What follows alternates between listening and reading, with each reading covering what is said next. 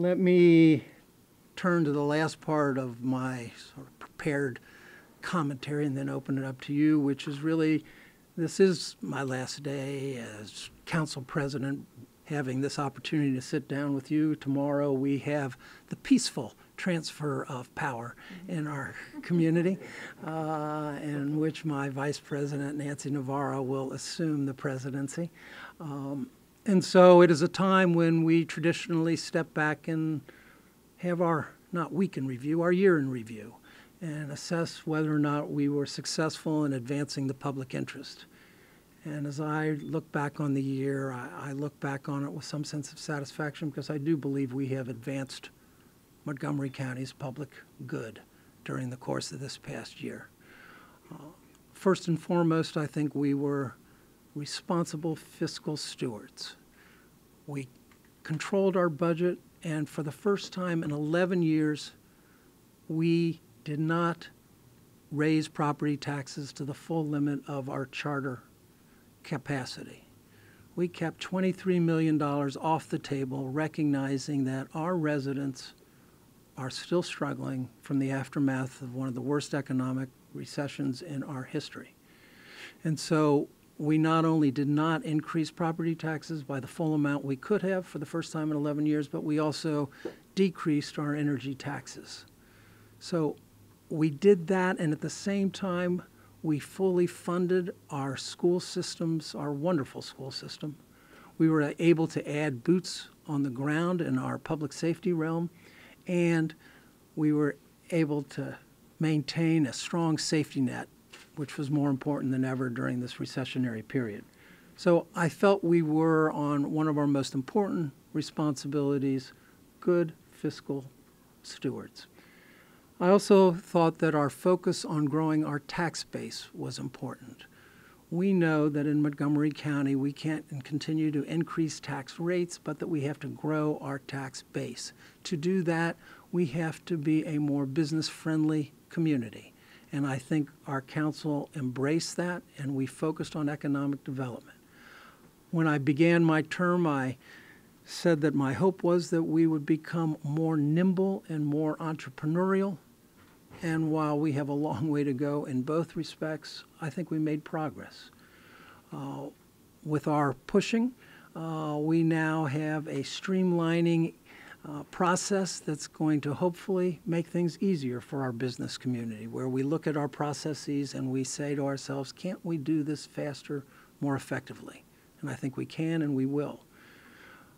Legislation that I had sponsored with respect to a small business navigator, designed to help small businesses get through our regulatory maze, and I think we will help our small business community in that regard. The Chief Innovation Officer that we just hired will help us become more innovative. We do need to move beyond the old Montgomery County way. We need fresh approaches, and I believe we have instilled through this position the opportunity to make some fresh approaches. We also recognize that .com is perhaps better than .gov when it comes to retaining and attracting new businesses.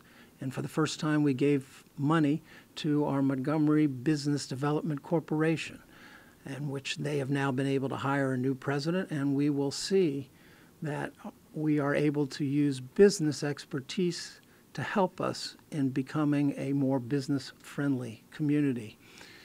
My goal, quite frankly, is that Montgomery County become known as a small business sanctuary. We really need to work with our small business community so that they thrive here and want to be here. So I feel like we've been more nimble, more entrepreneurial, and we also, if you will, spread the wealth. I'm very proud of the work we had done previously in White Flint, and we are already seeing the cranes at work there and the economic returns. But we need to make sure that all parts of our community are able to prosper, and we did that in a significant way with Wheaton by making major investments in Wheaton. We also worked hard on Tacoma Langley and Burtonsville and other parts of our community that need opportunities to also grow, and Kensington, while respecting our wonderful residential neighborhoods. So we provided through many of our sector plans economic growth and yet respect for our neighborhoods and for the historic quality of many of our communities. So that was something that I'm quite proud of. One of our most pressing issues, of course, is transportation, and I'm proud of our work in that regard as well. Councilmember Leventhal deserves a lot of credit, but next week, as I've shared with you previously, we are having a statewide forum on transportation funding that our county has really taken the lead role in bringing about. It's not something, quite frankly, that we seek to proclaim because we want and recognize that Montgomery County cannot do this by itself. We need the rest of the state to realize what's at stake for them, and that is why it is an extraordinary statewide coalition that's come together and that will be part of this forum next on the 12th in Annapolis. And so it's good work that we've done there. We know that in the absence of transportation funding, our community simply is not going to be able to be what it has to be. All we have to do is look across the river and see what's taking place on the other side of the American Legion Bridge to realize we cannot stand still. We have serious work to do, and we need the funds with which to do it. We also, for the first time, sat down with Fairfax County. First time in our history, sat down with Fairfax County as we had sat down with Prince George's County. So we not only we're looking at the statewide approaches, we are looking at regional partnerships. Can we work together to solve some of these problems? And we've made progress both in Fairfax and in Prince George's County in identifying issues of common concern and of solutions. And finally, let me say that on energy and environment, which is obviously something important to me, I felt like on the single most important environmental issue that we confronted during the course of the year, which was how would we handle development in Clarksburg. I am so proud of how our colleagues finally came to address that issue in a way that is so respectful of the need to look at all aspects of what can take place there, while recognizing the importance of 10 Mile Creek and that development that does take place needs to be respectful of 10 Mile Creek. So I feel like we did a real good job on that. And of course, on an energy sets of issues, I think our council deserves some fair measure of credit for helping to promote a more reliable grid, helping to bring about a context in which PEPCO is getting better.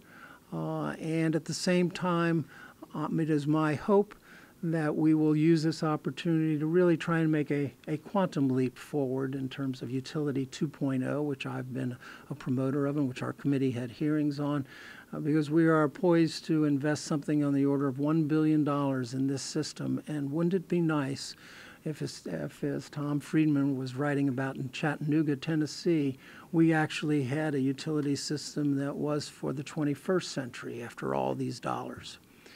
So tomorrow I will make if you can believe it, a more fulsome report than this on looking back over the last year and of all the accomplishments of my colleagues, because this was the year in which I had the opportunity to lead our council, but quite frankly, every one of my colleagues made a very significant contribution to our work as a council, and I think all of them can take great satisfaction in the year we've had together.